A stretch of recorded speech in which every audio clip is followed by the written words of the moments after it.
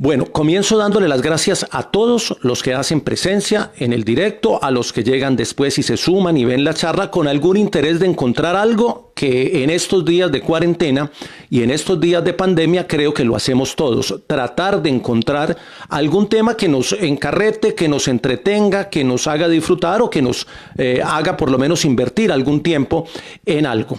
Voy a comenzar diciendo lo siguiente: los 32 años de ejercicio profesional, porque yo los comencé desde el primer día, de la primera vez que salí al aire, los cumplí el 24 de abril, como estábamos en una serie ya planeada y presentada de Charlas de Jota.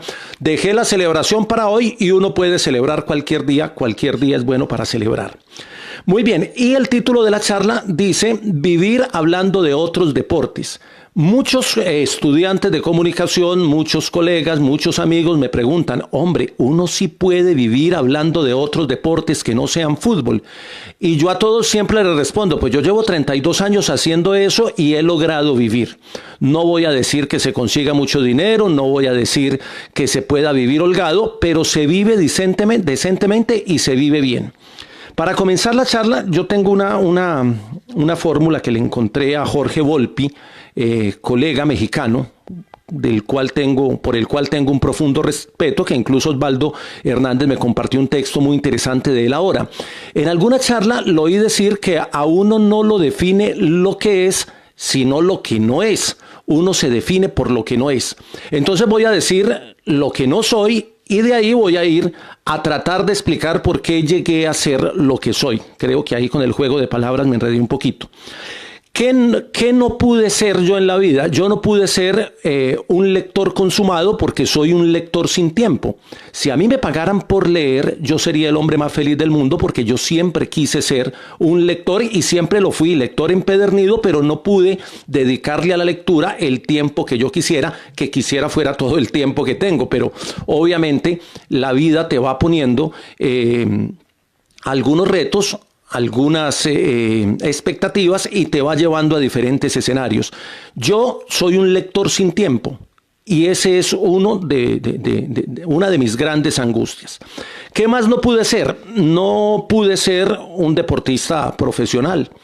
Lo intenté, jugué el baloncesto. Consuelo González, que está conectada, también jugó baloncesto, y su familia también es de familia de basquetbolistas, y sabe que para mí el Coliseo Iván de Bedú representa gran parte de mi vida. Y no pude ser un deportista consumado o un deportista de la gran élite por una razón elemental. Me pasó lo que a muchos deportistas. Cuando cumplí 20 años, la celebración de mi cumpleaños fue en una cama por una lesión grave de menisco cruzado interno, que en aquella época no tenía las soluciones médicas que tiene hoy, cuando eso lo extraían y lo mostraban como trofeo, y eso impidió que yo fuera un deportista de más alto nivel. Ese es como lo segundo que no soy. Y tampoco he podido ser un gran escritor porque soy un escritor miedoso.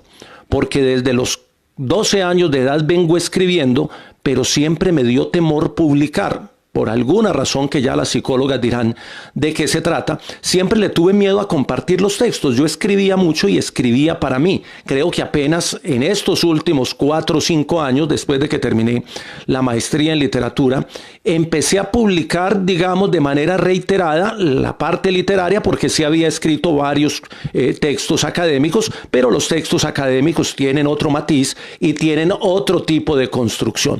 Entonces, como no pude ser un gran deportista, como no pude ser un gran lector y como no pude ser un escritor que publicara demasiado, terminé siendo un periodista deportivo, que también lo quería ser, y que se atravesó en mi camino como un tema de vocación, en el cual llevo 32 años viviendo de hablar de otros deportes. Digamos que hablar de otros deportes representó para mí en mis inicios un reto muy grande, precisamente porque todo el mundo hablaba de fútbol y porque siempre a los que intentábamos hablar de otros deportes nos han visto como los chicos diferentes que quieren innovar pero que no van a progresar porque necesariamente hay que hablar de fútbol, y si usted no habla de fútbol no puede triunfar en esta profesión. Es el imaginario.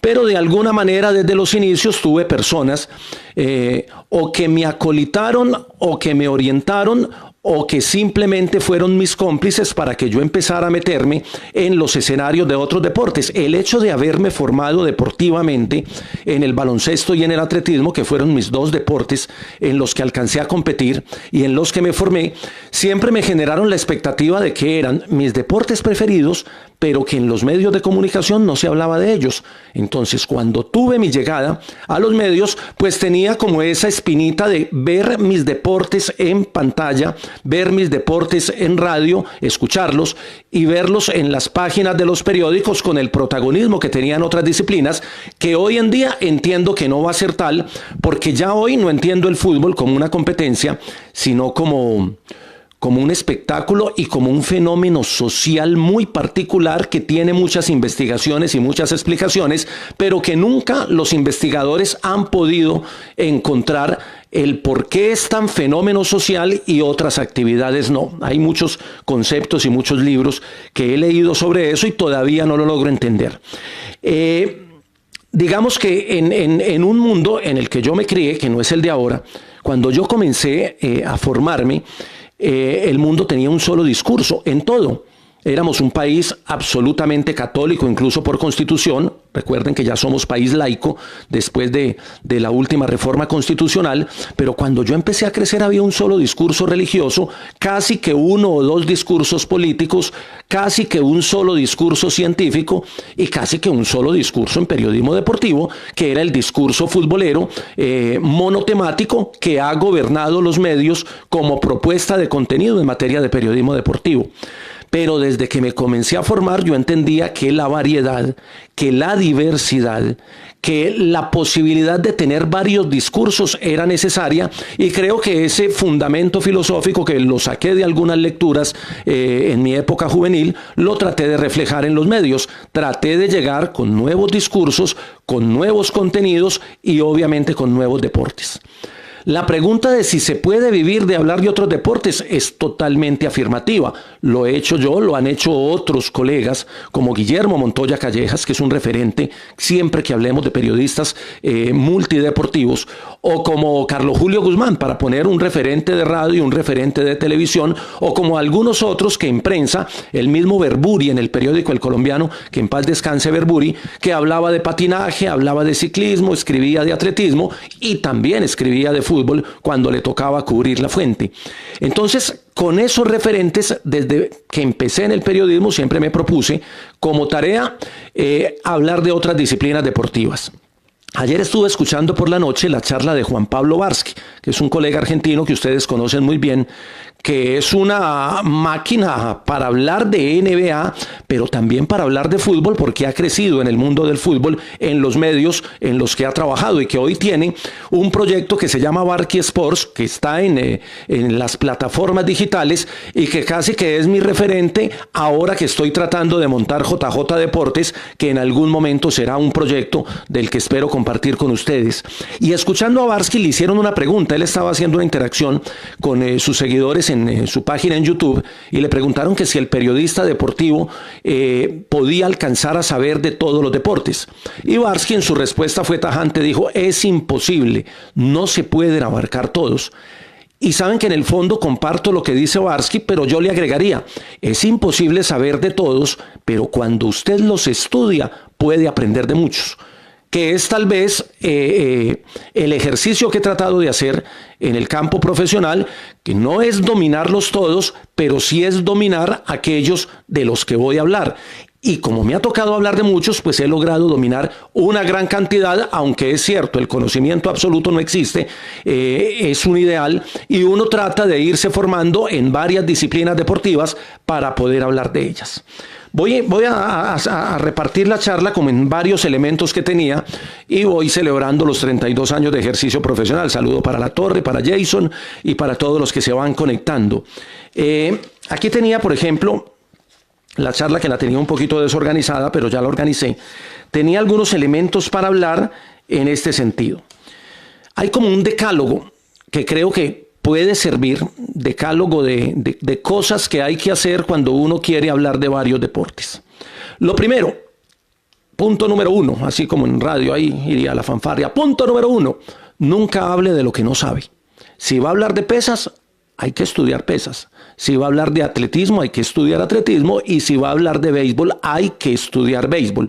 Y pongo el béisbol porque yo le tengo mucho respeto a los deportes, entre comillas, costeños, que son el béisbol y el boxeo. Y digo entre comillas porque son culturalmente muy cercanos al hombre de la costa. Entonces, cuando se habla de boxeo y de béisbol, uno tiene la referencia de quienes hablan de esas disciplinas deportivas y siempre los ubica en la costa atlántica.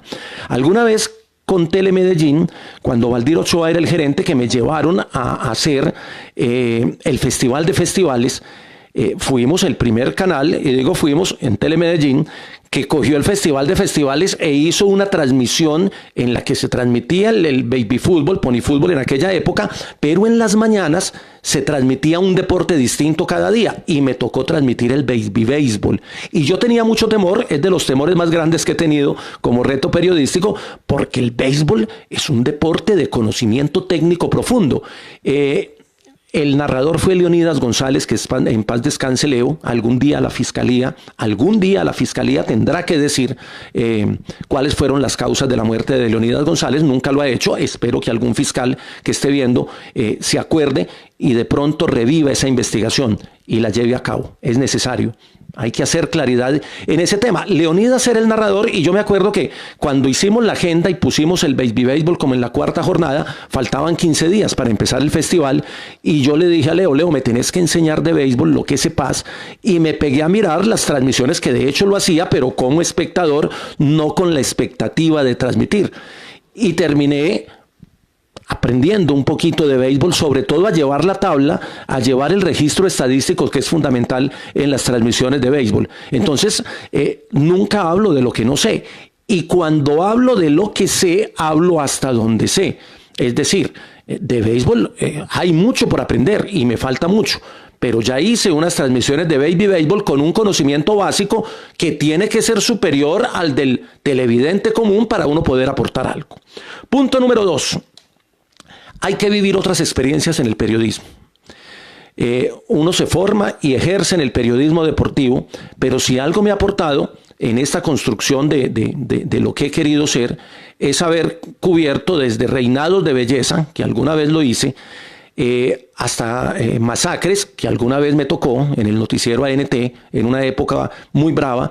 Me tocó ser periodista que salió a cubrir una masacre donde había varios muertos, que es una experiencia muy dura y muy difícil. Y también he tenido experiencia cubriendo periodismo económico, periodismo de orden público y periodismo de administración. Me tocó cubrir unas elecciones en Urabá cuando ganó Gloria Cuartas, en un momento muy difícil en la región de Urabá y sobre todo en el municipio de Apartadó. Esa no es mi razón de ser, no es lo que yo quiero hacer, pero hacer periodismo en otras áreas te nutre demasiado como periodista deportivo porque te da otros recursos y te permite otras miradas. Punto número 3. Hay que aprender de los colegas y hay que aprender de los otros.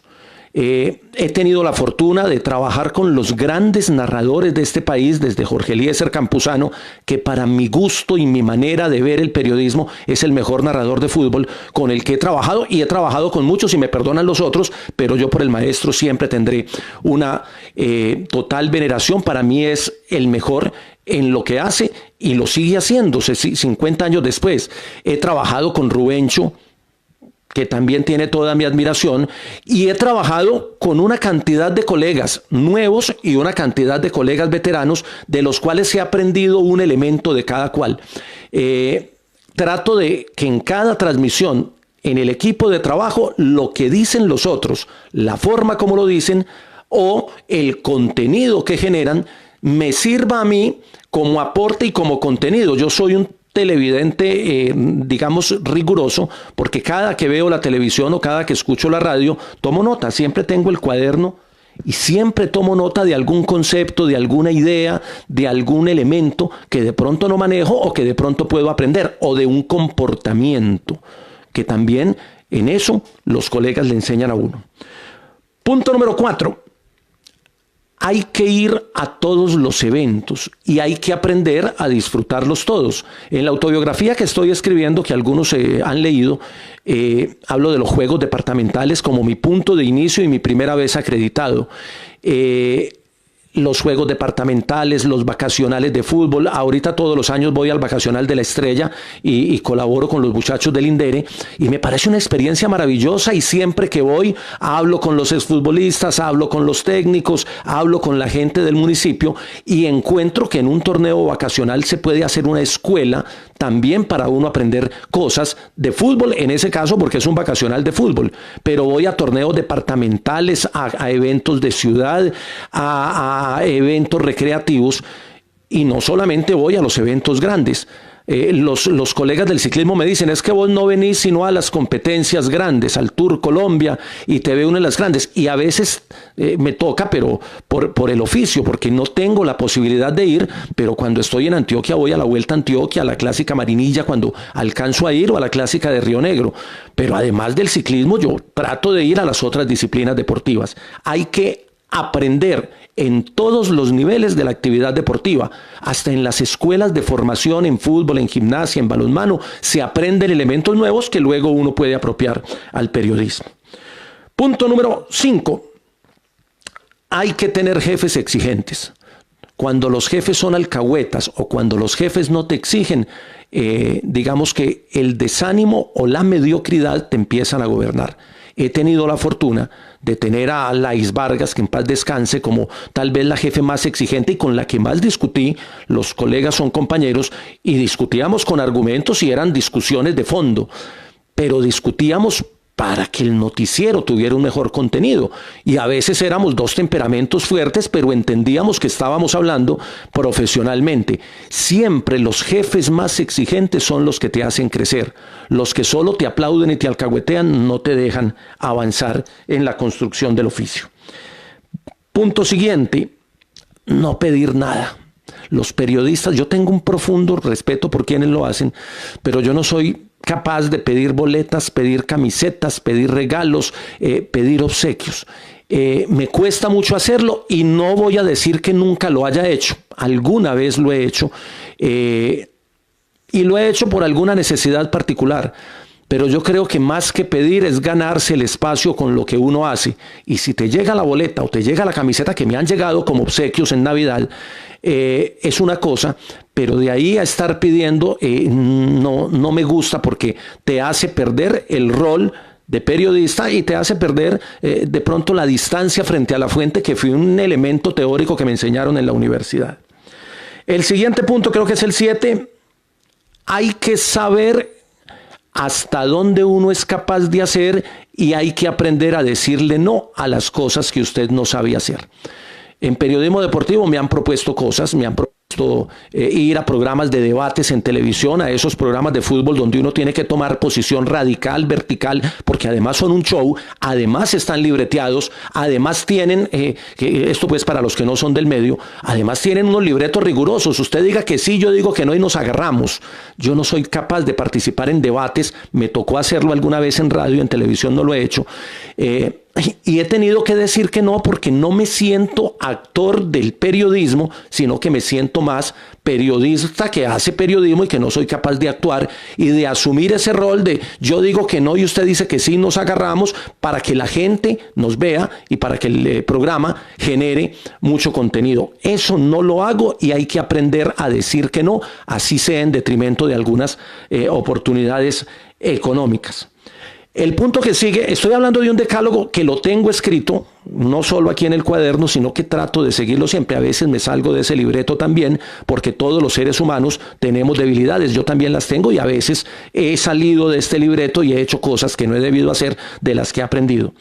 He aprendido a hablar sin el deseo, porque en el periodismo deportivo, como es un tema de emociones, de pasiones múltiples, los periodistas cometemos el error de dejarnos llevar por el deseo, por el gusto, por la preferencia, por la afición, por el fanatismo, y terminamos hablando como hinchas, terminamos hablando como seguidores, terminamos hablando no como periodistas, sino como personas que tienen un deseo y lo manifiestan al aire.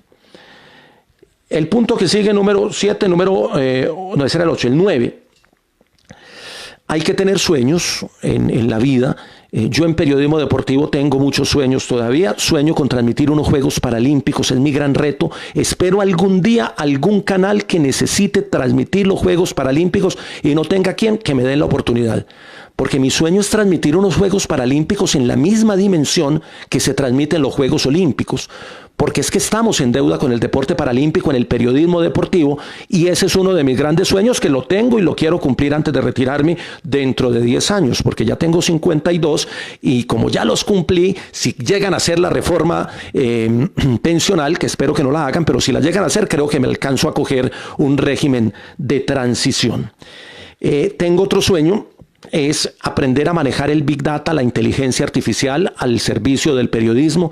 Es uno de mis grandes retos. Sé que puede ser parte del periodismo del presente y del futuro. En Estados Unidos se hace periodismo de datos. Aquí se hace mucho pronóstico, mucha apuesta. Se entregan favoritos, se aventuran a dar resultados, pero a partir de una o dos variables. Nunca se han contemplado múltiples variables para hacer la interpretación que es la esencia del Big Data y de la inteligencia artificial. Aspiro algún día a hacer periodismo deportivo fundamentado en estos elementos y tengo el sueño de montar JJ Deportes, que es un sueño que vengo aplazando y que ahora con la cuarentena me ha salido. Para los que llegan un poquito tarde, no hay problema, ahorita pueden ver la charla completa, pero he dicho 3 cosas en esta charla de hoy. He dicho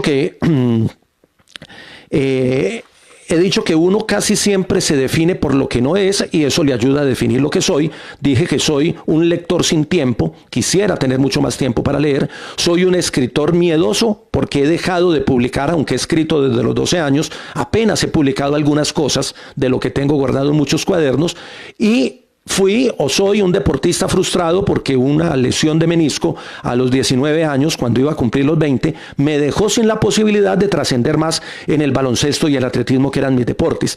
Desde ahí llegué al periodismo y llegué con esos 3 elementos que de alguna manera me definen lo que soy. Ustedes pueden interpretar ese elemento. Y para los que llegan, entonces les dije, estaba haciendo un decálogo que yo manejo, que lo tengo escrito, que me sirve de base, que es mi eje, y que no estoy diciendo que sea una norma, pero es mi decálogo. Ojalá todos tengan decálogos para hacer su ejercicio profesional. Dije que nunca hablo de lo que no sé, que hay que vivir otras experiencias en el periodismo, no hay que quedarse solo en el deporte, hay que ir a los otros campos, que hay que aprender de los colegas y ojalá trabajar con colegas que te faciliten el conocimiento, que te entreguen comportamientos de los cuales puedas aprender conocimientos.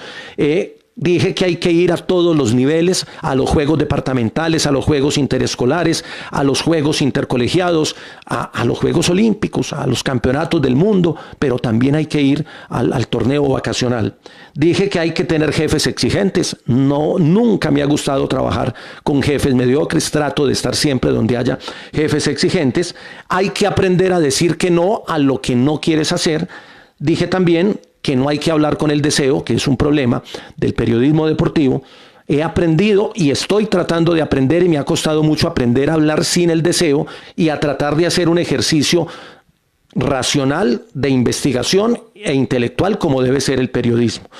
Dije que no hay que pontificar ni que hay que creerse el conocedor absoluto de un determinado tema, porque siempre en el conocimiento habrá múltiples miradas, y cerré diciendo que hay que tener sueños en la vida y ya expresé cuáles eran los míos. Hay algunos elementos, voy a tratar de que mi media horita para dejar 15 minutos de preguntas, pero las preguntas no me las hagan todavía, que luego me encarto cuando vaya, y le voy a proponer un ejercicio, que cada uno haga una pregunta, una sola pregunta por persona, cuando yo les diga hagamos preguntas, y así pues todos tienen la posibilidad de aprender. Entonces ese es el decálogo. Hay algunas cosas que me ha enseñado la vida, por ejemplo, que hoy estamos en el mundo de la convergencia. Hace 32 años, cuando yo empecé, uno podía ser bueno en radio, bueno en prensa o bueno en televisión. Hoy hay que ser bueno en todos y hay que manejar las múltiples plataformas digitales. Es una realidad del mundo. En eso estoy trabajando y aprendiendo porque me demoré para entrar en el tema digital y todos los días yo tengo todavía la capacidad de asombro del niño. Esta semana llamé a Mauricio Arias, el Chicho el Malo, que fue periodista deportivo, ahora es un gran comediante, un gran humorista, y hablamos un rato y me dijo cómo manejan todo el tema de ellos, de monólogos sin propina y lo que él hace en el tema digital. Y yo, Y yo me quedo sorprendido. Esa capacidad de asombro no la pierdo porque tengo mucho para aprender ahí. Pero hay que ser medios. Hoy en día no basta con ser especialista en un solo elemento. Hay que saber escribir, hay que saber hablar, hay que saber editar, hay que saber utilizar los mensajes cortos, hay que saber expresar en 140 caracteres, pero también hay que saber hacer una columna con fundamento que tenga soporte. Hay una parte que también hace parte del decálogo, pero los tenía por aquí aparte: asumir el rol. Yo he sido redactor, reportero, periodista, coordinador, director, productor, realizador, corresponsal, narrador, comentarista, conductor y estadígrafo. Pero cada rol lo he desempeñado en un momento diferente.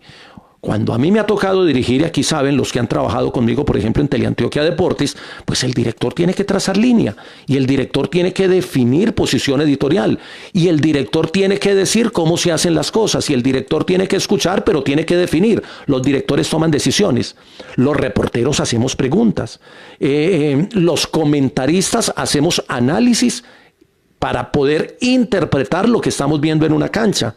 Los conductores de programa no opinamos, sino que vamos llevando el debate y le vamos dando la participación a cada uno. Si uno no entiende el rol en el que está, fracasa fácilmente en el periodismo deportivo. Es más, mi primera tarea, y Santi que está por ahí, yo podría decir, mi primer rol en el periodismo deportivo fue contar los tiros de esquina. Y yo sufría en los partidos de fútbol para que hubiera un tiro de esquina, porque era el único momento en que se escuchaba mi voz. El primero del partido, primero para Nacional. Y eso era el momento sublime cuando llegué a la radio comercial, porque era lo único que yo podía hacer en una transmisión de fútbol, porque me habían llevado para eso. Entonces hay que aprender a asumir el rol. En la época mía había comentarista 1, comentarista 2, comentarista 3, reportero local, reportero visitante, estadígrafo y el que daba los tiros de esquina. Es decir, uno hacía la fila. Hay que aprender a hacer la fila, a respetar las charreteras, a aguantar y a hacer la maratón que es el periodismo deportivo. Y hay que asumir el rol en el que uno esté desempeñándose, porque el periodismo tiene muchos roles. Hay que tener método. Esto lo aprendí, y creo que lo aprendí ya muy adentrado en esos 32 años de trabajo. Hay que tener método. Mi método para aprender de varios deportes es muy sencillo. Primero lo veo en campo, es decir, voy y lo veo practicando. Después lo oigo, me voy a YouTube y lo escucho. Si hay alguna transmisión, quién lo ha transmitido, o si lo transmiten por radio, por televisión, escucho mucho para saber cómo lo hacen los otros. Luego, lo que hago es hablar con deportistas, con técnicos, con jueces, y lo último que hago es poner en escena eso que acabo de decir. Hay que ver, hay que oír y hay que preguntar antes de hablar. Siempre, en cualquier disciplina deportiva, trato de hacerlo. Tuve un reto muy grande con los Juegos Mundiales de Cali en el 2013, porque es que los Juegos Mundiales son los juegos de los deportes no olímpicos, y el 60% de los deportes de los Juegos Mundiales no se practican en Colombia, o no se practicaban. Aquí no había ni escalada, ni había carreras de observación, todavía no las hay. Y cuando uno ve que hay gente que hace atletismo guiado por una brújula y un mapa, uno dice, bueno, ¿y esto qué? ¿Cómo se transmite? Y era un reto porque no estaba todavía en YouTube, no había transmisiones de carreras de orientación, y a mí me tocó abrir los Juegos Mundiales con una carrera de orientación. Me tocó transmitir sumo. Sumo, que es un deporte oriental muy arraigado en Japón, en Mongolia, en estos países asiáticos. Y esa es una anécdota rápida, porque el combate duró menos de un minuto, duró un segundo. Después de que dan el inicio, porque le dan unas vueltas y hacen un protocolo previo en el anillo, en el círculo, que es de 1 metro de diámetro, entraron los dos combatientes, el uno le pega un pechazo al otro y lo saca del círculo y gana el combate. Entonces, a veces esos deportes no hay mucho donde verlos, ni hay mucho donde oírlos. Entonces el trabajo consiste en leer mucho, buscar bibliografía y también en hablar con los protagonistas. Pero cuando vas a hablar con un mongol y con un japonés, a veces hay una dificultad de idioma que es infranqueable. Muy bien. Hay que apoyarse, hay que tener apoyos. Uno no puede. Yo respeto mucho a los colegas que se leen todos los libros de técnicos de fútbol, de Valdano, de Quique Wolf. Hay que leerlos, sí, pero hay que leer otras cosas, porque es que el periodismo se construye con palabras. Ahorita estoy muy encarretado, hace unos 10 años, con la mitología griega, y he encontrado que la mitología griega es la base para la literatura, que la mitología griega es la base para el deporte, que la mitología griega es la base para la construcción de muchos relatos. Entonces, yo leo literatura y mitología griega, leo literatura, leo mucha novela. Aquí tengo esta filita que hay aquí, son los que ya terminé, por allí tengo la fila de los que tengo que terminar, estoy colgado en eso. Hay que aprender matemática, lógica, sociología, hay unos libros de sociología del deporte brillantes, hay que aprender de fisiología del deporte, que son tareas que no son del periodista, son del entrenador, son del preparador físico, pero te permiten un lenguaje común y te permiten explicar algunos fenómenos. Ya voy a terminar porque voy en 30 minutos para que entremos a la zona de preguntas. Bueno, hay que, ya dije lo de los eventos, hay que ir a todos los eventos. Hay una parte que quería decir de los 32 años, que es el gran temor de los periodistas, todos, en todos los campos. Una de las grandes angustias de uno, y a mí me ha pasado 3 veces en la vida, es cuando uno se queda sin medio. Cuando uno está trabajando en un medio y de pronto el medio te saca o el medio se acaba o cambian de administración y llega otra administración a la que no les caes en gracia y te sacan. Eso pasa mucho en el sector público. Esa angustia hay que aprenderla a superar hoy que hay tanta herramienta tecnológica. Por eso estoy pensando en JJ Deportes en YouTube, que de hecho estas charlas ya las estoy subiendo, es como el primer contenido que estoy subiendo a JJ Deportes para que las charlas queden separaditas y les estoy tratando de editar los saludos del principio para que entre directamente el contenido. Hay que botar el temor, perder el temor a estar sin medio. Hay que aprender a manejar los ritmos y las didácticas. Hay que aprender de didáctica, porque el periodismo es didáctico, es explicativo. Tengo una discusión ahí en un grupo de WhatsApp que la voy a seguir ahora, porque hay quienes dicen que no, que el periodista tiene que aventurarse y tiene que analizar y pronosticar. De hecho, hay una tendencia en México, que es el periodismo de pronósticos. Pero el periodismo de pronósticos en el clima, el periodismo de pronósticos en la política, el periodismo de pronósticos a partir de la interpretación de varias variables. El deporte tiene demasiadas variables. Un saludo para Giovanni Valencia, que se conecta, un gran colega, y para Osvaldo Barrientos, que hoy es docente en la San Buenaventura, pero que fue uno de los narradores que empezó en el ciclismo y que lo hacía muy bien. Osvaldo lo hacía muy bien en el Trabuquito Todelar, por allá en el 89, si no estoy mal. Hay una deuda que tengo que es con los idiomas, la seguiré teniendo, pero la voy tratando de saldar todos los días. Y quiero terminar, para que entremos a la parte de las charlas, con estas preguntas que siempre me hacen, que las puse alguna vez en Facebook un día del periodista deportivo, pero que nunca las respondí. Entonces, las 10 preguntas que siempre le hacen a un periodista deportivo: ¿usted de quién es hincha? Ayer en Blog Deportivo confesé, yo era hincha de Nacional. Y la primera vez que fui al estadio Atanasio Girardot me llevó Marco Aurelio, que era novio de mi tía Elena, hoy en día es el esposo, y Marco Aurelio era hincha del Medellín. Y me llevó al estadio a un clásico, un 28 de abril de 1979. Ese día ganó Medellín 5-1 con 4 goles de Londero. Ayer estaban cumpliendo 41 años y es la mayor goleada que Medellín le ha metido a Nacional. Ahí se me acabó un poquito el gusto por Nacional. Luego me volví hincha de Santa Fe porque Uweimar, que creo que está conectado, era mi compañerito de kinder y de toda la primaria.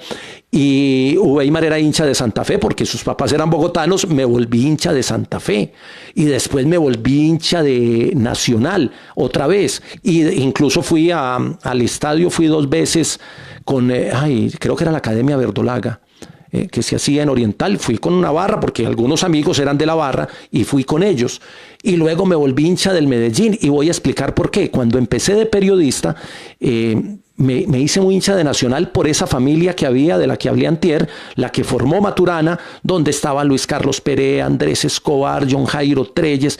Esa generación que hizo una familia, nos hizo familia también a los periodistas. Ya les conté que hace 30 años uno entraba al entrenamiento y Juan José Peláez paraba el entrenamiento y decía: muchachos, les voy a explicar, y los muchachos éramos los periodistas que estábamos viendo, y él paraba el entrenamiento para explicarnos un movimiento táctico y compartía su conocimiento.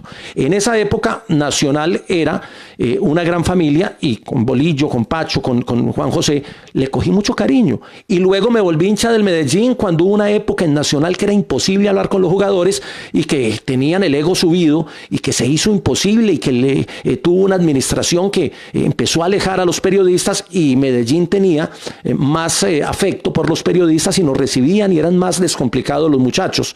Y también he sido hincha de otros equipos internacionales, pero nunca he podido llevar, independiente de cuál haya sido el afecto, nunca he podido llevar el afecto al aire porque siempre he tratado de alejar la emoción, la pasión y el sentimiento del micrófono. A veces se me sale cuando transmito la victoria de Egan Bernal. El día que Egan cruzó la línea y fue campeón, yo me eché un comentario porque me tocó, terminó el relato Goga y yo entraba con el comentario. Y es un relato muy emotivo, un comentario muy emotivo, cargado de emoción, pero era el momento. Es que era el Tour de Francia. Lo mismo me pasó con Rubencho cuando transmitimos el Giro de Italia que ganó Nairo en Blue Radio.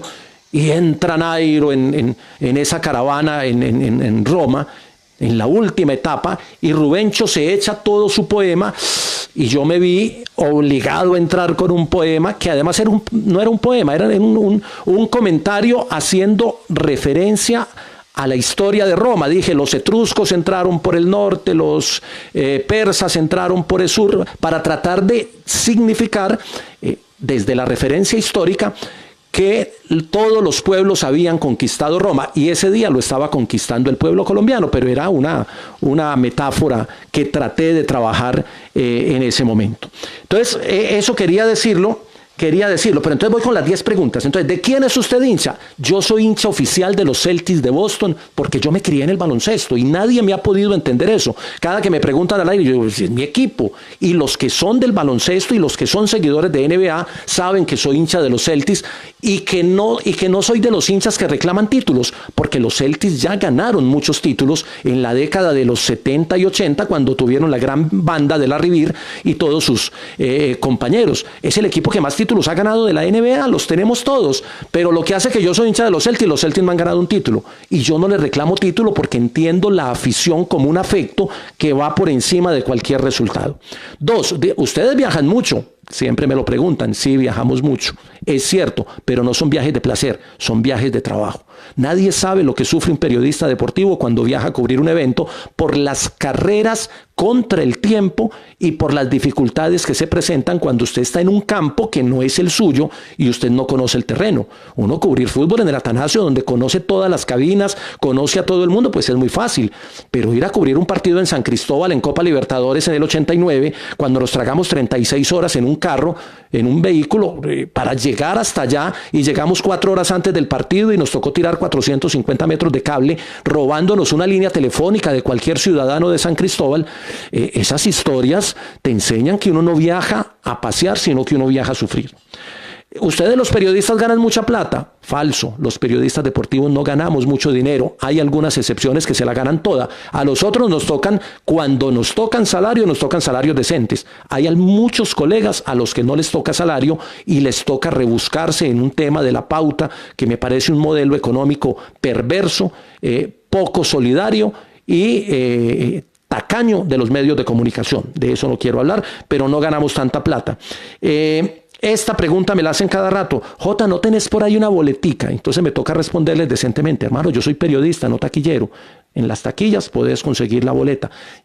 No tengo boletas. Es más, confieso, el Medellín me regala una boleta por partido porque don Raúl alguna vez me dijo, mijo, usted nunca va por boletas. Y yo, no, es que yo nunca pido boletas. Me dijo, pero es que yo se la quiero regalar. Y como mi hija y mi esposa son hinchas del Medellín, acepté esa boleta.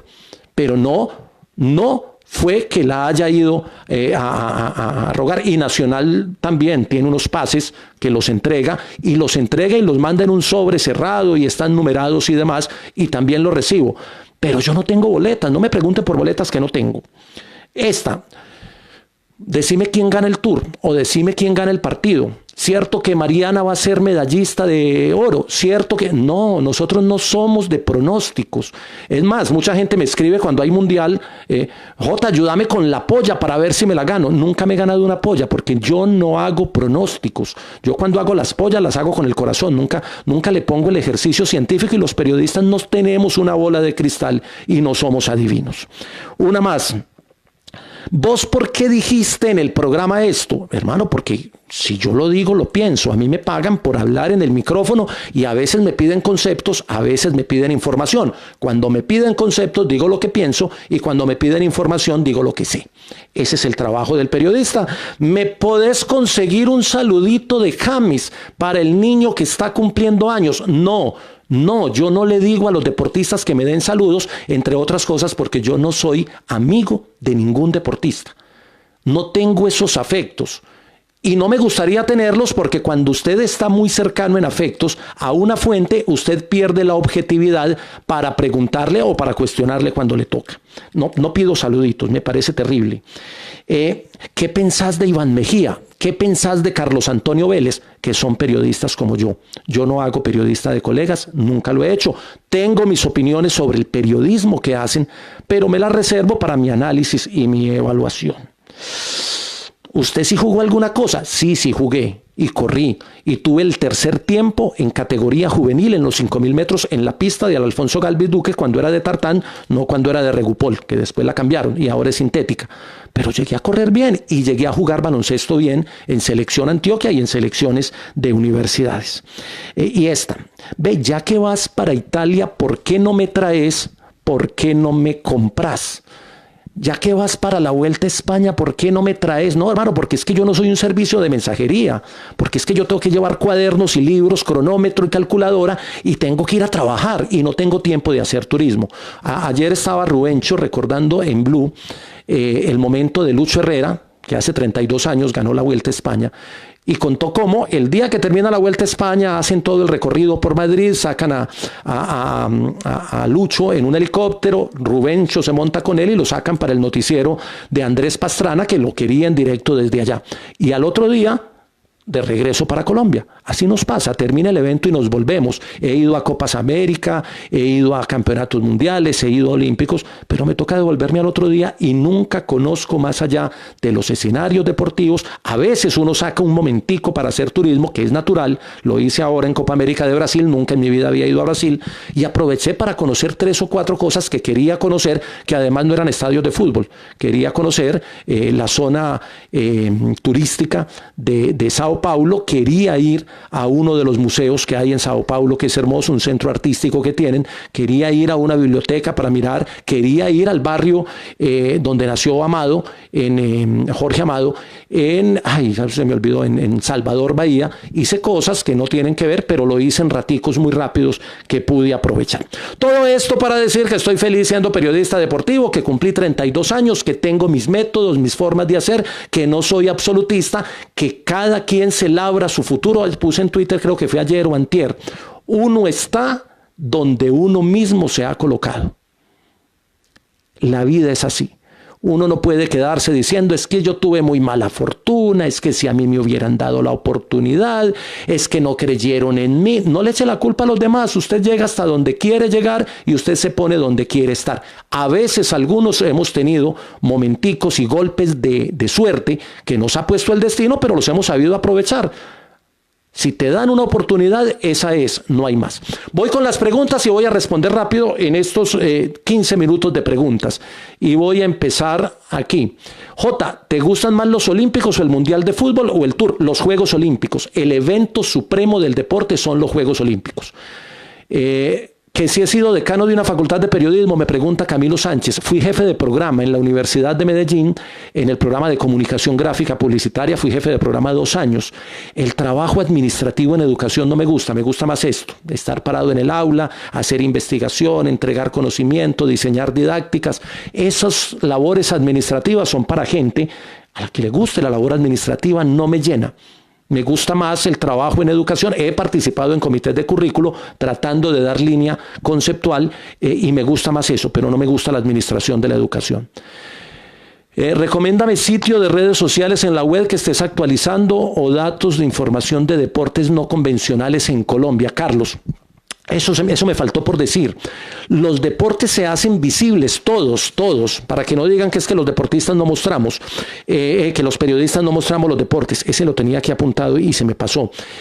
Los deportes obviamente se muestran más cuando ganan. Cuando usted queda campeón mundial de Ultimate, le pasó al Ultimate, campeón mundial sub-20 creo, sub-17, por allá en Noruega, en un país escandinavo, el día que ganan, el deporte se vuelve visible y ese momento lo tienen que aprovechar los del deporte, no los periodistas, para seguir haciéndolo visible. Ha faltado mucha comunicación organizacional o comunicación profesional dentro de las estructuras del deporte. Esa es una carencia del sector deportivo. Incluso en los grandes clubes también uno nota ciertas carencias. Entonces en esas ligas, en esas federaciones hay que trabajar, porque se hacen visibles cuando ganan, pero hay que mantener la visibilidad.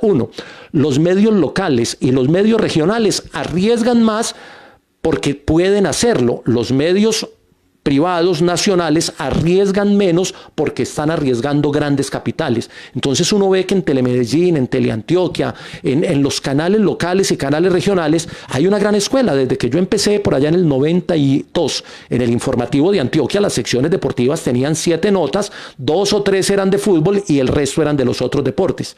Hay deportes que no se han sabido mostrar o que no han aprovechado su momento, pero hay muchos espacios. Yo me acuerdo que el colombiano tenía 2 páginas que eran por las ligas, que salía los martes y los jueves y hacían todo el cubrimiento del deporte aficionado. Esas páginas fueron decayendo no porque el colombiano no quisiera o porque los periodistas no quisieran, sino porque muchas ligas no entregan la información o muchos clubes no tienen cómo establecer mecanismos de información donde le lleguen a los otros. Ese era un comentario que quería hacer.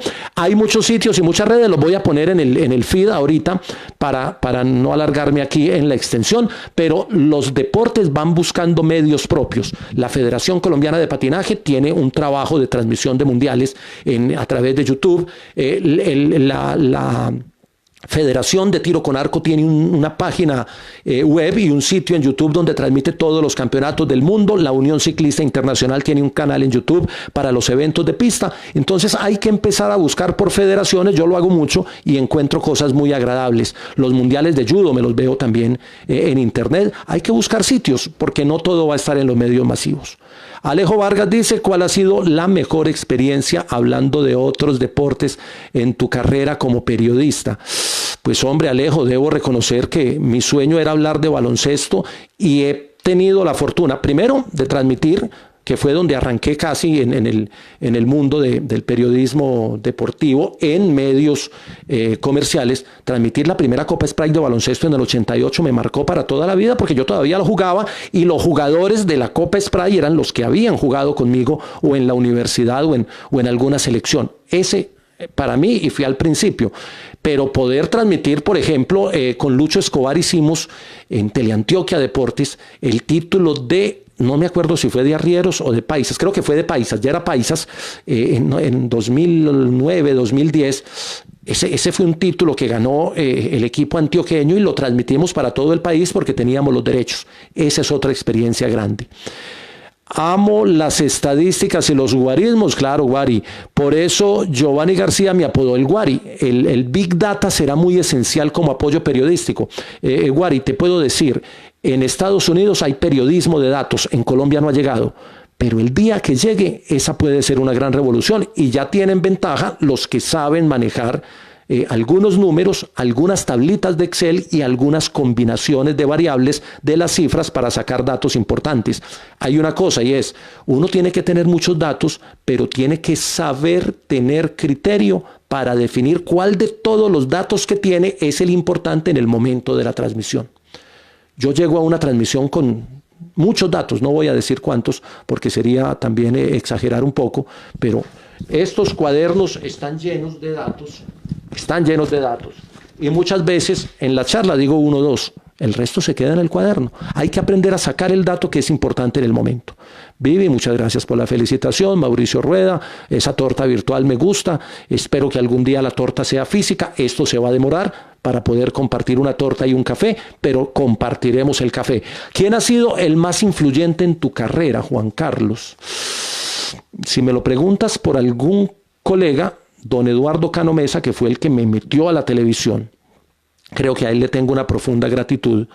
Pero mucha gente ha influido en mi carrera. Jorge Eliezer Campuzano me llevó a RCN, me dejó hacer las prácticas en RCN. Esa historia creo que la escribí esta semana. También es muy importante. Y algunos gerentes como Juan Fernando Castrillón en Teleantioquia, que me dio toda la libertad para hacer lo que yo quisiera con el proyecto Teleantioquia Deportes. Espero haber no defraudado a Juan ni a los televidentes del canal.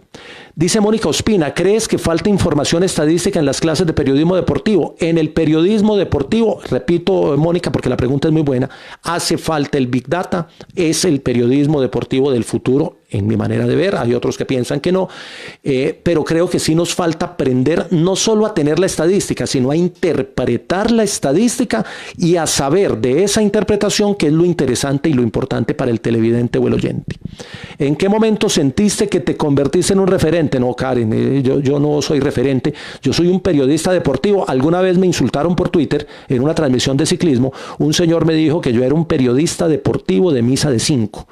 No sé, y además me puso otras cosas que no son publicables, como diría uno, sí, me insultó y me puteó, pero me llamó la atención la frase, periodista deportivo de misa de 5. Creo que él lo hacía como una ofensa, pero yo lo acepto, yo soy un periodista deportivo de misa de 5 y si lo soy, pues lo disfruto, me lo gozo, hago el periodismo que creo que quiero hacer y afortunadamente en los medios en los que trabajo y en los que he trabajado los últimos 10, 12 años, he tenido la posibilidad de hacer el periodismo que me gusta hacer. Miguel Osorio dice, ¿te gustaría estar en la dirigencia deportiva? Ya estuve, Miguel. Yo tuve un paso por la Liga de Voleibol en una época muy dura, estuve en el comité ejecutivo, también fui miembro de la junta directiva de Acor Antioquia, en una experiencia dura porque fue una época difícil también para el gremio. He sido dirigente pero en momentos muy difíciles y dirigir en momentos difíciles es muy duro porque usted lo que trata es de apagar el incendio y no puede hacer planeación.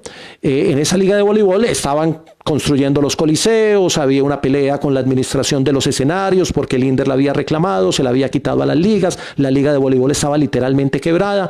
Algo hicimos, puesto que la liga sigue vigente y hoy tiene un renacer y las administraciones no son exitosas solo por lo que hagan, sino por lo que recojan. Aplica para todo.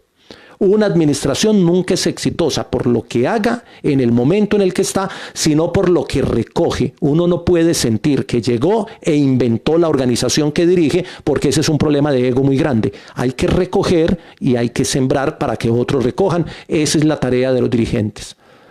Mauricio López, Mauro, creo que no tenés 32, sé que tenés ya un acumulado y sé que lo capitalizás en los textos, así que la felicitación es compartida. Gracias, Consuelo. Osvaldo Hernández, ¿qué deporte no sientes para cubrir? Bien.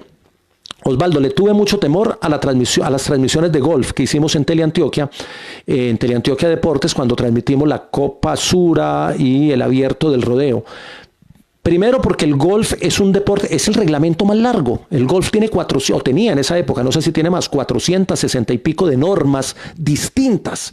Entonces leerse solo el reglamento de golf, eso ya fue una tarea muy brava.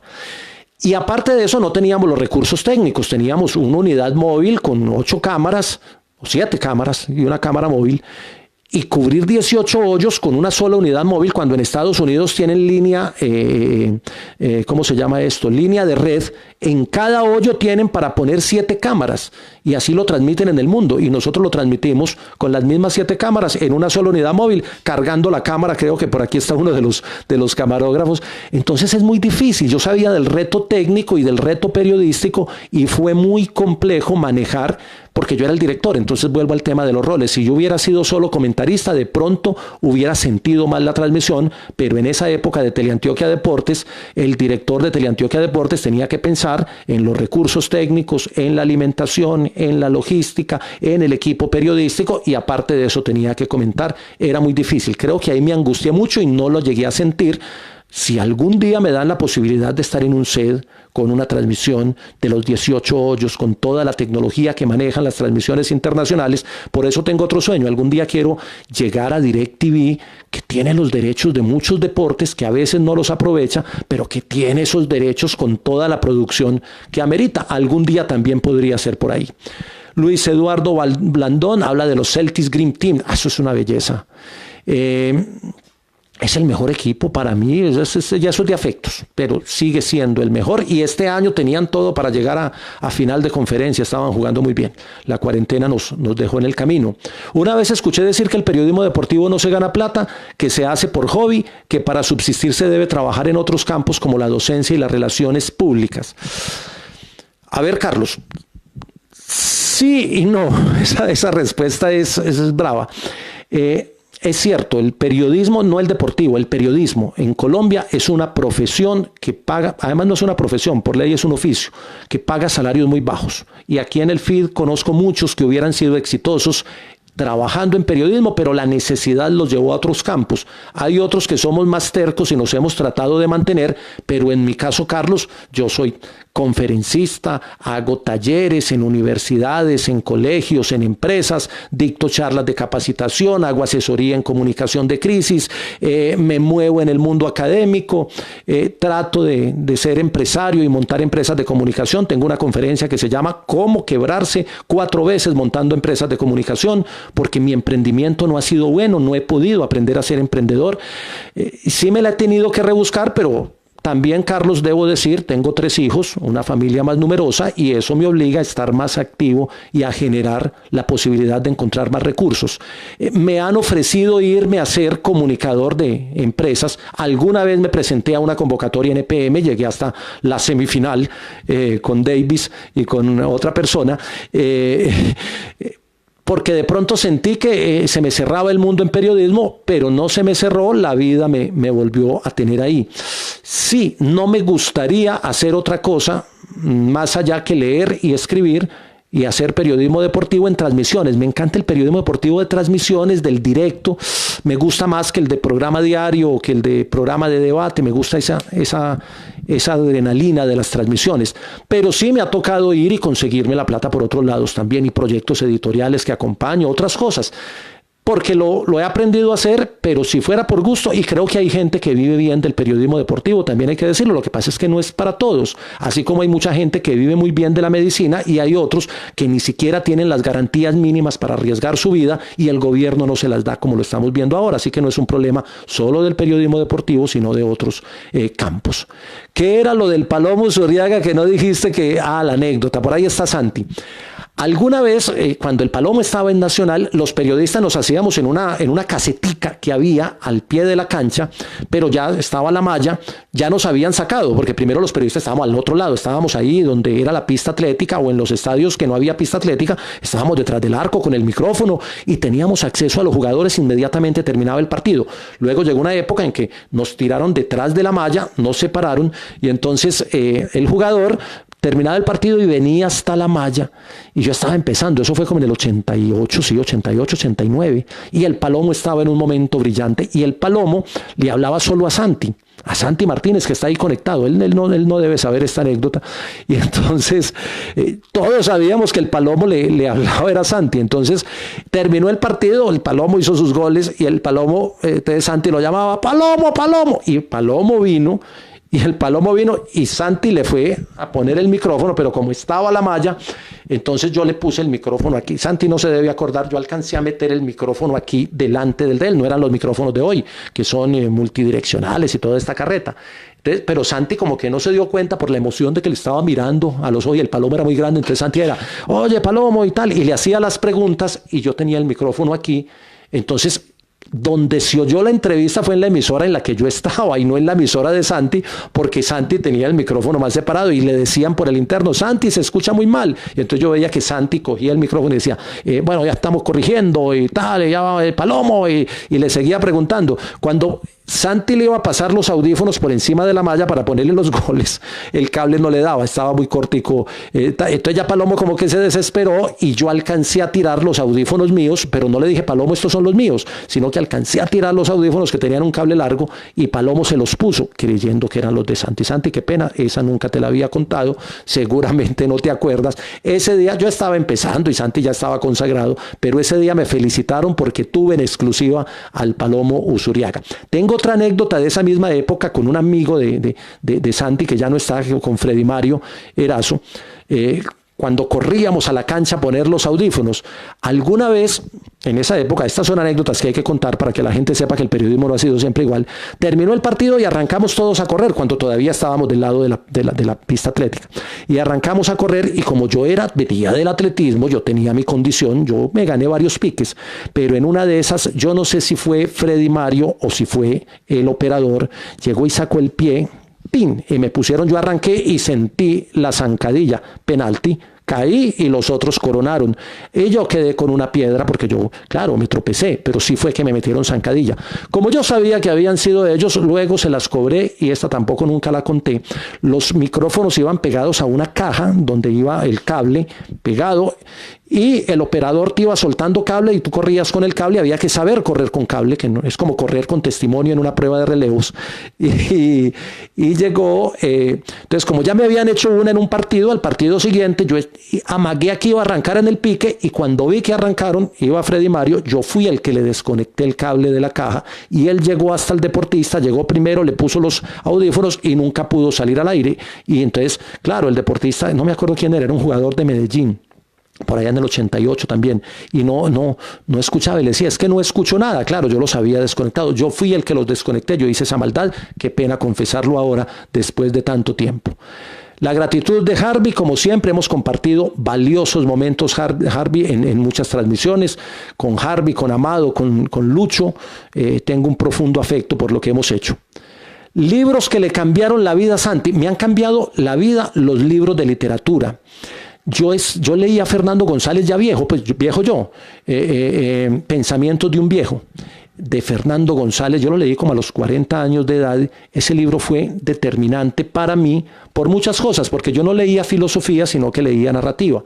Y creo que lo de Fernando González me pegó una revolcada profunda que me demoraría mucho rato aquí. Y ya que tengo la biblioteca atrás, Sabater, mira por dónde, esa es la autobiografía de Sabater, de Fernando Sabater, que es uno de los hombres que también me gusta leer, y ustedes pueden ver que ahí está Espinosa, también está la autobiografía de Germán Espinosa. Germán Espinosa fue el otro Nobel que tuvo Colombia que nunca se ganó el premio, fue contemporáneo con García Márquez. Hay un libro que se llama La tejedora de coronas, que yo digo es tal vez la obra cumbre para mí de la literatura universal, respetando a los otros, sé que es una exageración, pero esa también me cambió la vida, Santi. Pedro Jaime Barrera, El profesional y el empírico, ¿cuál es la posición desde el punto de vista crítico y de experiencia? Hermano, el periodismo es de calle. Uno aprende periodismo leyendo, sí. Y hay que tener conceptos también, pero hay que tener calle. Yo cuando he dictado clase en la universidad, en clases de periodismo, los estudiantes o los exestudiantes saben que yo los mando a la calle, a que busquen en la calle. Es que en la calle es donde se hace el periodismo. Usted no puede hacer periodismo sentado detrás de un Twitter todo el día en la cafetería de la universidad. Usted ahí lo que está haciendo es tuitear, pero no está haciendo periodismo. Yo respeto mucho el aprendizaje de los profesionales, de los empíricos, pero también respeto mucho la academia, valoro mucho la academia y sé que la academia tiene mucho por aportar. Pero en todos los campos, voy a poner un ejemplo y me van a condenar por este. Yo no sé si los que vivieron en Aranjuez cuando yo estaba chiquito, se acuerdan de don Francisco, que vivía por la batea de la Esteban Jaramillo, de la Esteban, ¿cómo se llama la escuela que hay por la 46? El Esteban, bueno, se me olvidó el apellido, qué pena. Por esa escuela, don Francisco era un señor que cuando uno se doblaba el tobillo, el señor se lo arreglaba. No he conocido mejor médico ortopedista que ese señor, porque a mí me arregló el tobillo 2 veces. Y el señor lo movía una sola vez y a usted al otro día le bajaba la inflamación. El señor no estudió, no era médico, no era kinesiólogo, fisioterapeuta. Como él me arregló a mí el tobillo 2 veces, ese conocimiento empírico adquirido por él le servía para arreglarme el tobillo a mí, entonces yo creía en él. Y es un empírico total del campo médico de la ortopedia. Entonces a veces hay empíricos que saben demasiado y hay que aprovechar su conocimiento. Ya vamos terminando, nos pasamos de tiempo hoy, pero digamos que es por la celebración, se me perdió el cronómetro, pero bueno, ya no sé qué inseguridad. ¿Ha tenido la oportunidad de hacer algún trabajo sobre humanización en el deporte? Sí, profe Iván, está el profesor Iván Vargas. En la Universidad de San Buenaventura, cuando trabajé en el equipo de formación humana, hicimos un trabajo muy interesante porque la formación humana iba en ese sentido. Y a mí me tocaba una asignatura que era transversal para todos los programas, que era el tercer nivel de esa formación humana y tenía que enseñar el concepto del conflicto. Pero los profesores que me habían antecedido enseñaban el concepto del conflicto desde la política, desde la guerra, desde el conflicto armado, y yo decidí abordar, y fue mi propuesta, y por eso me llevaron a hablar del conflicto, pero siempre desde el deporte. Y ahí aprendimos, hicimos muchos trabajos interesantes sobre ese tema de la mirada humana sobre el deporte. En medios de comunicación, usted, profe, que lo tuve en un programa cuando empezamos Tigo Sports, que era un sueño que tenía, hacer un programa de entrevistas con gente del deporte. Infortunadamente a Tigo lo acabaron porque la que dirigía el canal no tenía en la cabeza, nunca entendió lo que tenía en las manos, en la cabeza nunca entendió lo que tenía en las manos, y finalmente la empresa erráticamente acabó el canal. Pero ese programa creo que también tenía un apuntico, un ladito humano, que usted lo vivió, profe, porque usted fue mi invitado en Tigo Sports en la última etapa. Luz Dari, muchas gracias, Luz Dari Valcárcel, que ha estado, cambié la... Qué pena mostrarles ahí la cama eso pasa también en las transmisiones. No era por mostrar que la cama no la he arreglado, ustedes me hicieron madrugar. ¿Cómo crees que se transformará la actividad deportiva y periodística luego de la pandemia? Ese es el pronóstico que no me atrevo a hacer, Carlos Mario Arboleda Hurtado, pero sí creo que va a ser distinto, tanto el deporte como el periodismo. Va a ser muy distinto, porque el problema de la pandemia es que la pandemia no se ha acabado y mientras no exista una vacuna verificada que se distribuya en todo el mundo y que no termine en manos de las multinacionales siendo un negocio, pues la pandemia va a seguir y vamos a tener que aprender a vivir con ella. Entonces, mientras todo eso pasa, el deporte no se puede quedar quieto. Y eso de jugar fútbol con caretas, como propone Alemania, o hacer carreras de ciclismo sin espectadores, o veladas de boxeo, como hizo Nicaragua el fin de semana pasado, con un espectador cada 4 metros. Hay muchas cosas que van a cambiar y que de pronto cambian. Y cuando llegue la vacuna, si es que llega, y se vacune a toda la humanidad, si es que logra hacerse, ambas cosas no las creo, más lo segundo no lo creo. Mientras eso pasa, van a pasar 2, 3, 4 años y esos modelos y esas formas de pronto se van a quedar. Así como en algún momento quitaron las mallas del estadio y todo el mundo que dijo que eso era un error, que porque los hinchas se metían a la cancha y nunca se volvieron a meter, porque lo aprendimos, porque fue una nueva forma, el deporte va a cambiar, se va a transformar mucho. La actividad periodística también va a cambiar, de hecho está cambiando. Y hay cosas que estamos haciendo ahora, como estas charlas, que de pronto después de la pandemia van a sobrevivir y se van a mantener. Gracias Jaime, gracias Tani, gracias Karen, gracias Johan, Dios le pague Johan, gracias Davis. ¿Qué recomendaciones podría dar a quienes quieren desempeñarse en el campo deportivo? Bueno, Vivi, yo no doy, ayer me pidieron que diera consejos, yo no estoy para dar consejos, eso se los dejo a los expertos, a los maestros, a los que son nuestro faro. Yo sigo recibiendo consejos, pero recomendaciones sí. Primero, yo siempre he dicho, el periodismo deportivo es una carrera de maratón y no es una prueba de velocidad, eso lo escribí en un libro. Esto es de largo aliento. Hay que tener resistencia, no hay que tener explosión, no hay que tener velocidad, no hay que poner un Twitter y volverse famoso, no hay que decir una barbaridad, ponerla en el Twitter y que todo el mundo te dé varilla y le dé retweet y tú crees que ya eres famoso porque dijiste que una barbaridad del deporte que sabes que no es cierta, pero lo haces para eso. Entonces, esto es de resistencia, no es de velocidad. Y dos, esto es de vocación. Si usted no siente el llamado interno para ser periodista, no se meta a ser periodista, porque de pronto lo están llamando de ciencias agropecuarias o de educación física o de otro campo. No estoy queriendo demeritar las otras profesiones, porque para lo otro también se necesita el llamado y la vocación. Ojo, pero hay que tener vocación para esta y para cualquier profesión. Johnny McKay, un abrazo. En el Pony Fútbol compartimos unos partidos brillantes. Juan Jairo Urrea dice, muy bien, este es el arriero, JJ Urrea. ¿Quién dijo que no? Ese soy yo. Ojalá podamos transmitir unos Juegos Paralímpicos. Ese es uno de mis sueños. Espero realizarlo antes de que nos llegue la jubilación.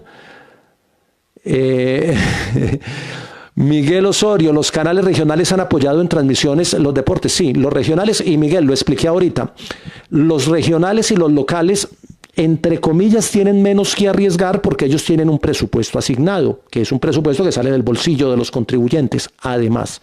Entonces, si ellos transmiten disciplinas deportivas, lo pueden hacer por filosofía, por convicción, por ganas de apoyar, por respaldo, y también por dar una diversidad en la programación. Los canales regionales están concebidos para la cultura de las regiones y el deporte es parte de la cultura.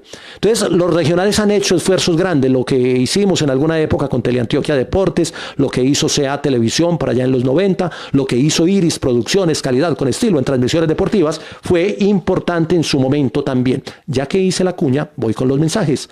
Liga Deportiva TV prepara una serie de contenidos de todos los deportes electrónicos. Síganos en Facebook como Liga Deportiva TV. La Estrella TV, televisión de servicio. Hay conferencias todos los días en La Estrella Televisión, es la página en Facebook y también están en YouTube. Cursos virtuales de la Liga de Ajedrez para todas las edades, Mauricio López también puede participar, Miguel Osorio también, porque es para todas las edades. Mejora tu memoria y tu comprensión con la Liga de Ajedrez, cursos virtuales, historias y anécdotas del deporte en www.lapatria.com. Las historias de Osvaldo Hernández, delicioso leerlas para comenzar la mañana. Servicios periciales forenses y criminalísticos SAS, investigación y peritos forenses, www.serviciospericiales.co. El cuñero que no se puede perder. También fui voz comercial alguna vez, pero eso lo hacía mejor Carlos Mario Ruiz, el hombre feliz. A Fernando Mazo, un abrazo. A Nicolás Herrera, otro. Al Club de Atletismo Forjando Futuro. ¿Consideras que gracias a los buenos resultados de los deportistas de otras disciplinas al fútbol, sea el momento para que los canales y otros medios comiencen a tener programas deportivos de otros deportes? Siempre han existido programas deportivos. Ahí hay un tema bien particular. No hay un programa deportivo en televisión que haya permanecido muchos años al aire. Tal vez creo que los muchachos de Rafa Gol, mirando el canal regional, son los que han tenido más tiempo, se han aguantado, pero ellos hablan de fútbol. Pero hablando de otros deportes, ha habido hemos tenido muchos experimentos. Su Golazo Gana, yo me acuerdo que era un programa de concurso, yo lo presenté alguna vez, Su Golazo Gana, con Iris Producciones, Deporte B, Protagonista del Deporte, Hola Deporte, que era el programa de Ciclodeportes Antioquia, el programa de la COR. Hemos tenido muchos proyectos en la historia de la televisión regional y también de la televisión nacional. Pero yo tengo un sentir o una idea, y aprovecho que lo planteaste, y es que el deporte gusta más cuando es en directo, más que cuando es en programa, es en televisión.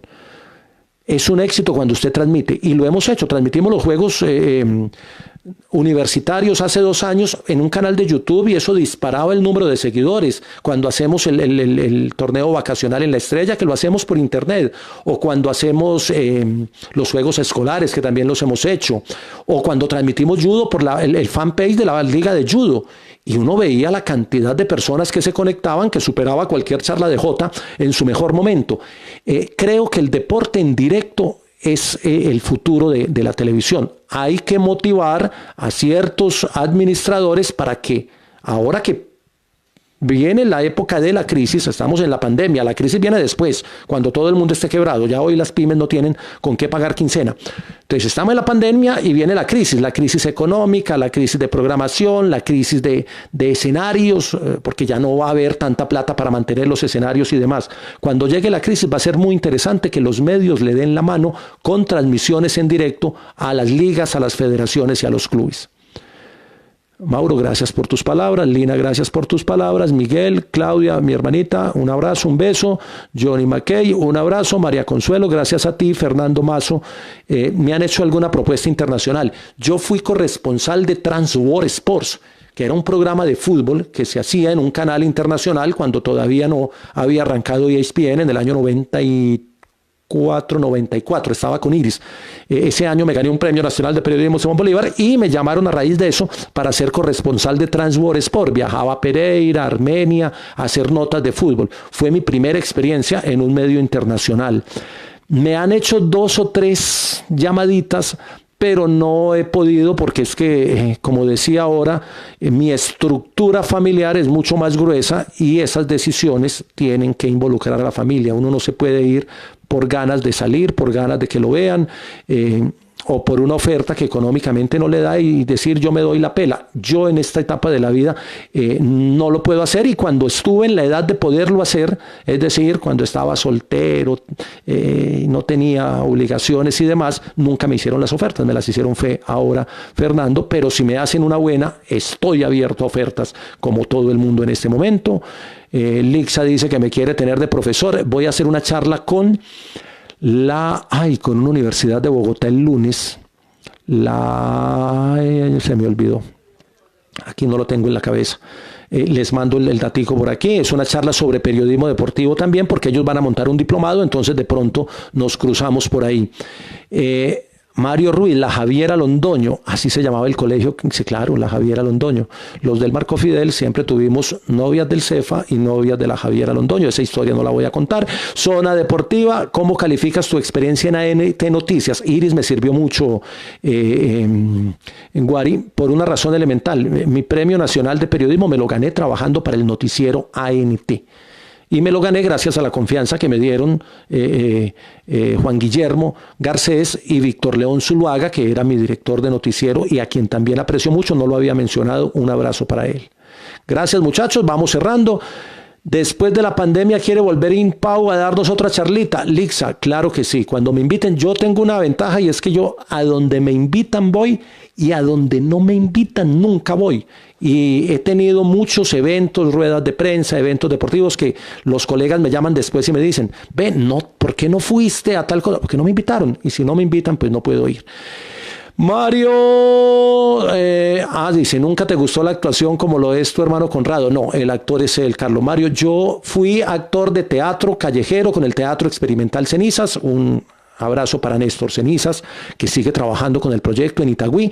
Cuando tenía 18 años fui actor de teatro, pero de teatro y teatro callejero. Pero fue también una etapa que quemé rápido. Juan Diego, mi respeto y admiración. La Torre, hemos trabajado muchos años, creo que vos llevas también como 20 y pico, y ahí seguimos. Y algún día La Torre es muy bueno para hacer cosas distintas en televisión. Algún día, si puedo, te llevo para que hagas cosas distintas, no para hacer lo mismo, cosas distintas. Los empíricos nos hicimos a pulso, día a día, haciendo el trabajo, y la academia nos pule, dice Asdrúbal, es cierto. Y a Johnny McKay, creo que vamos cerrando porque me pasé de tiempo hoy. Villa, John Jairo Villa es mi padrino, él sabe por qué, esa historia no la puedo contar, esas se las debo. ¿Alguna vez también intentaste como cantante? Claro, yo fui cantante de la orquesta La Alegría, que era una orquesta de salsa. Gracias, Villa, por el recuerdo, porque Villa era nuestro inversionista, se quebró con la orquesta, pero que fuimos cantantes, también hacía coros y me hacía atrás para no desentonar mucho, pero sí pasamos también por ese mundo musical. Además, se tomaba licor en cantidad cuando uno es cantante. Bueno, una anécdota muy interesante, la de Transworld Sport, era lo máximo. Sí, yo fui corresponsal, eso con Iris Producciones. Iris hacía la parte técnica y yo hacía la parte periodística. Transworld Sport, gran programa, no sé por qué. Como las grandes cosas duran poco. Santi, ahí un abrazo, gracias Santi.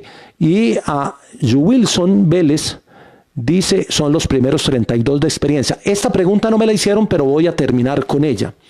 J, ¿te pensás retirar? Sí, porque llegan momentos en la vida en que uno tiene que dejarle el espacio a los que vienen haciendo la fila. Yo no me pienso eternizar, tengo 52 años, los cumplí el 6 de abril, tengo 32 de trabajar en los medios, me quedan 10 para alcanzar la jubilación, en términos, ya tengo las semanas, entre otras cosas, tengo el número de semanas, pero no tengo la edad. El día que cumpla la edad de jubilación creo que me retiraré, me dedicaré a escribir, a asesorar algunas cosas y a vivir más tranquilo como debe hacerlo la persona que tiene esa posibilidad. Si llego a tener esa posibilidad lo hago, no pienso ni dependo de quedarme toda la vida hasta que me saquen, porque a veces es muy triste como algunos colegas llegan a una edad donde los empiezan casi que a sacar siendo grandes maestros de esto. Algún día me voy a retirar y cuando me retire hago un directo y lo comparto con ustedes. Muchachos, Dios les pague. Muchas gracias a todos por esta compañía. Seguiré celebrando y lo haré con un texto. Voy a ampliar la autobiografía, voy a meterle 2 capítulos para publicarla esta noche o mañana, porque ya me motivaron ustedes. Gustavo Ortiz, gracias. Euclides, gracias.